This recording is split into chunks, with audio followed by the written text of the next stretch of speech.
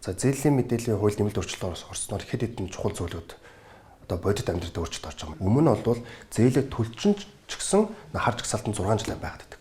Одоо бол тухайн иргэнээс одоо зээл нь тодорхой доголт үсээд тэгвэл оноо нь буурна.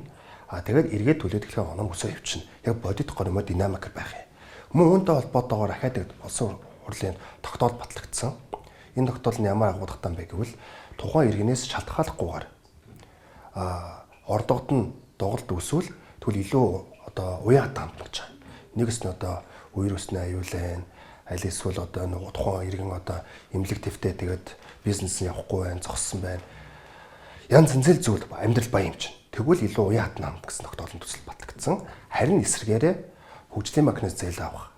Засгийн газрын тусгай сангаас зээл авал юм уян хатан байдал нь үйлчлэхгүй гэсэн агуулгатай. Яг гэвэл энэ бол одоо татвар төлөгчдийн мөнгө. Татвар төлөгчд мөнгийг илүү одоо хариуцлагатайгаар хандах ёстой гэсэн агуулгаар.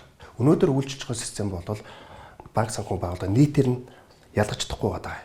Тэгэхээр магадгүй одоо 4-5% нь төлөхгүй болвол тэр шархаа сайн зээлдэгч нараас өндөр хүү авч жагаад нөхнөө гэсэн тийм концепт явуулдаг. Тэрийг эвдэж гин гэж ойлгож болох юм.